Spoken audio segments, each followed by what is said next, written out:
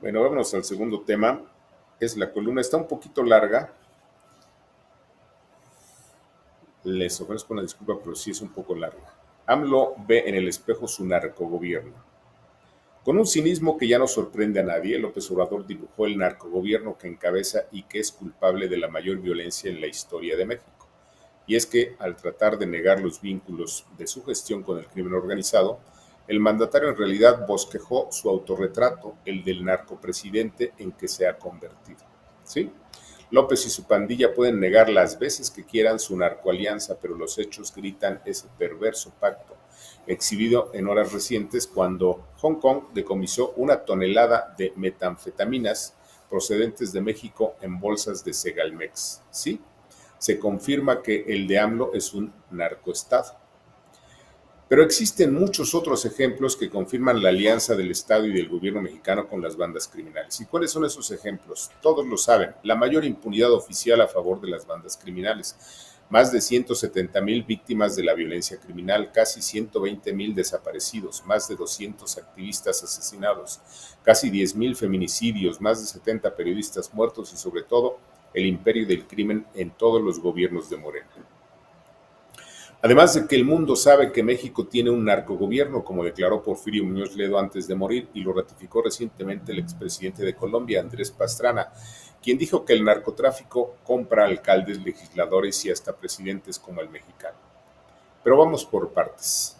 El lunes 6 de noviembre del 2023, el pasado lunes, Obrador dibujó su autorretrato al deslindar a su gobierno de las bandas criminales. Así lo dijo de manera textual. Sencillamente nosotros no tenemos relación con organizaciones del crimen, nunca hemos tenido relación con la delincuencia organizada. Nosotros llegamos aquí con el apoyo del pueblo, ni con el apoyo de la delincuencia organizada, ni con el apoyo de la delincuencia de cuello blanco. Llegamos aquí con el apoyo de la mayoría de mexicanos hartos de la corrupción y el desprecio a nuestro pueblo porque dominaba una oligarquía, una mafia, que lo he dicho muchas veces citando a León Tolstoy. Un Estado que no procura la justicia no era más que una banda de malhechores. Ya vimos cómo, al menos en el gobierno de Calderón, imperó y dominó un narcoestado, porque tenían todo el control del país. Fin de la cita. A pesar del cinismo presidencial, todos saben que desde el siglo pasado, cuando López asumió la dirigencia del PRD, se establecieron nexos con el crimen y alianzas que siguieron a lo largo de su gobierno en el antiguo Distrito Federal. La formación de Morena y hasta hoy cuando es presidente. Pero si lo dudan, el 15 de febrero de 2017, en el itinerario político titulado ¿Financia el narco a Morena? Así dije, abundan las evidencias de que dinero del narcotráfico entraba a la campaña presidencial del candidato de Morena, dinero que sale del cártel de Sinaloa. Fin de la cita. El 11 de agosto del mismo 2017, en el itinerario político titulado Alianza de Morena y el narco, documenté esa alianza a partir de la paliza en redes al futbolista Rafa Márquez, vinculado con mafias criminales. Así lo dije.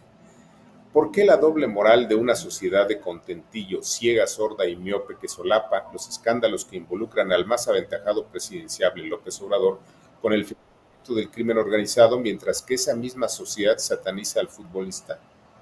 Lo cierto es que la lista de narcopolíticos vinculados a Morena es larga y los más recientes casos son el del jefe de Tláhuac, Rigoberto Salgado, Félix Salgado Macedonio, relacionado con los Zetas, Fidel Témechis, José Luis Abarca, el narcodiputado, Julio César Godoy Toscano, Ricardo Gallardo Cardona, Juan Ignacio García Salvidea, Miguel Ángel Almaraz, Marco Antonio Mejía y las señoras Jacob Polevsky, Rocío Nale y Delfina Gómez, entre otros. Narcopolíticos que colaboran para Morena y que están a las órdenes de López Obrador. Fin de la cita.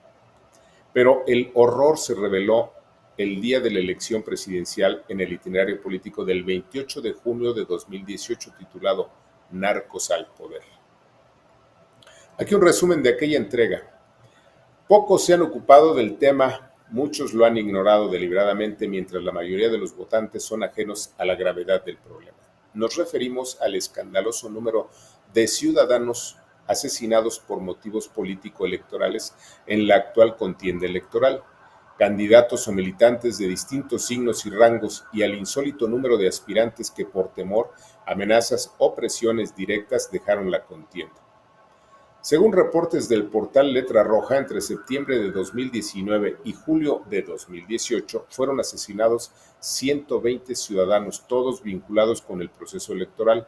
De ellos, 48 eran candidatos o precandidatos, y los atentados se dieron en estados como Guerrero, Michoacán, Oaxaca, México y Guanajuato. Una perla de la gravedad del tema es el municipio de Coyuca de Benítez, en Guerrero, en donde fueron asesinados 11 políticos solo en 2018. Pero esa es solo una parte del problema. Según Excelsior, en el proceso electoral se bajaron de la contienda de 2018 5,700 candidatos, principalmente en estados como Oaxaca, Michoacán y México. Solo en Oaxaca, el INE reportó la sustitución de 1,660 candidatos. Frente a las escalofriantes cifras, obliga a preguntar, ¿la de 2018 es una narcoelección? ¿Quién está detrás de 120 asesinatos políticos durante el proceso electoral? ¿Cuántos de los candidatos que suplieron a los asesinados fueron impuestos por el crimen o el narcotráfico? ¿Cuántos de los 5,700 candidatos a distintos puestos de elección popular que se bajaron de la contienda lo hicieron por amenazas, presiones o indicaciones del crimen? ¿Cuántos de los suplentes de esos 5,700 que se bajaron estarán al servicio del crimen? ¿Cuántos diputados federales llegarán al Congreso gracias a sus vínculos con el narcotráfico? ¿Estarán en un escaño porque deben favores al narcotráfico? ¿Cuántas alcaldías que se renovarán estarán encabezadas por políticos impuestos por el crimen? Nadie lo sabe. Lo cierto es que instituciones completas del Estado mexicano estarán en manos de matarifes, narcos, sicarios, huachicoleros, tratantes de blancas y administradores de la fortuna producto del crimen. ¿Y qué partido político será el campeón en prestar su franquicia al crimen? Sí, ese partido se llama Morena. Al tiempo. Fin de la cita. En ese clima de indiferencia social y de crimen político, la primera señal incuestionable del vínculo de Obrador con el Chapo se produjo el 29 de enero de 2019, cuando escaparon del reclusorio norte de la Ciudad de México, con ayuda del gobierno de Claudia Sheinbaum, 3 reos vinculados al cártel de Chapo, entre ellos el contador del criminal. Era solo el principio, ya que meses después, en junio de 2019, en una de sus mañaneras, López se dijo, conmovido por la cadena perpetua que la justicia norteamericana había decretado contra el Chapo. Pero el verdadero escándalo, como todos saben, fue la liberación ilegal de Ovidio Guzmán el 17 de octubre del mismo 2019, en medio de la mayor complicidad oficial de la historia. En el itinerario político de ese 19 de octubre de 2019, dije que la orden de liberar al jefe del cártel de Sinaloa había sido del propio López, lo cual había sido negado de manera oficial. Días después, sin embargo, el propio Obrador reconoció que él mismo ordenó liberar al Chapito, lo que constituye un grave delito y una grave violación a la Constitución. El segundo culiacanazo se produjo en enero del 2020, cuando todo el peso del Estado se usó al servicio de la familia del Chapo y de los jefes del crimen organizado en México. En esa fecha contrajo matrimonio la hija del Chapo en fastuosa boda en la Catedral de Culiacán. En el itinerario político del 5 de febrero del 2020, titulado Silencio de AMLO ante el otro culiacanazo, dije que la boda era otra prueba de la complicidad oficial del gobierno de AMLO con el mayor capo mexicano. Y es que a los ojos del mundo, el matrimonio convocó a no pocas de los criminales y narcos más buscados, quienes contaron con la vigilancia del ejército y con la complicidad del gobierno federal. Aquel itinerario político concluyó de la siguiente manera: ¿es el de AMLO un narcogobierno? Al tiempo. Fin de la cita.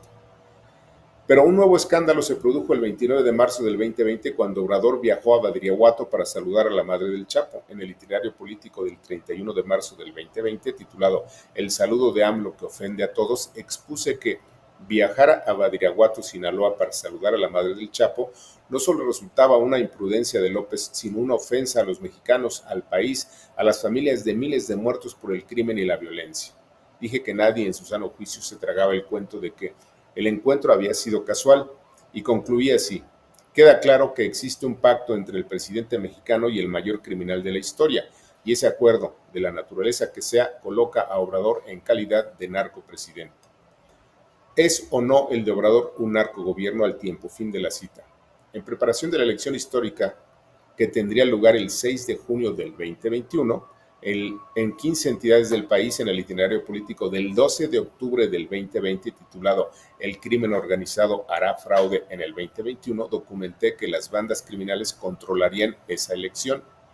Así lo dije. A 8 meses de la contienda electoral del 2021 se puede decir que asistimos a la elección en la que con mayor intensidad participará el crimen organizado. Y es que hoy las bandas criminales ya son parte pública de la vida nacional, dueños de gobiernos estatales y municipales, de puestos de elección popular en los congresos locales y en el Congreso de la Unión, y son amigos del presidente y de sus secretarios de despacho, quienes los dejan trabajar a sus anchas y los liberan cuando son capturados. Por eso la pregunta no es si los varones del crimen participarán en las elecciones del 2021. No, la verdadera interrogante es ¿a favor de qué partido político jugarán sus cartas los cárteles criminales? La respuesta todos la conocen. El crimen organizado votará a favor del partido del presidente. Al tiempo, fin de la cita. ¿Y qué creen? Sí, en la elección de aquel 6 de junio del 2021, con la ayuda de las bandas criminales, Morena se apoderó de los gobiernos de Michoacán, Sinaloa, Sonora, San Luis Potosí, Baja California Sur, Guerrero, Nayarit, Nuevo León, Zacatecas, entre otros. Y un año después, el 5 de junio del 2020, la historia se repitió y el crimen atrapó importantes gobiernos estatales como los de Quintana Roo, Hidalgo, Oaxaca, Tamaulipas, todos con presencia criminal. El 6 de junio del 2022, el itinerario político se tituló de la siguiente manera: Narcoelección y narcogobiernos. En esa fecha dije que dos de los santones del poder en México, Porfirio Muñoz Ledo y Francisco Labastida, por fin le habían dicho pan al pan y vino al vino. Y es que, sin pelos en la lengua, los santones dijeron que el gobierno de Obrador mantenía vínculos con el crimen organizado y que no podía ocultar la alianza con las bandas del narcotráfico. ¿Y qué respondió López Obrador? Cínico, entre risas dijo: Porfirio y Labastida ya están chocheando. Hoy, López Obrador niega lo evidente, que el suyo es un narcogobierno y que él ostente el título de narcopresidente. Solo basta saber hasta cuándo el gobierno de Biden estará dispuesto a actuar en función de que el vecino del sur de Estados Unidos es un narcogobierno. Al tiempo. ¿Más pruebas de que es un narcogobierno? Aquí lo hemos dicho desde hace por lo menos 2 décadas. Por eso me persiguieron, por si no lo recuerdan. Comentarios.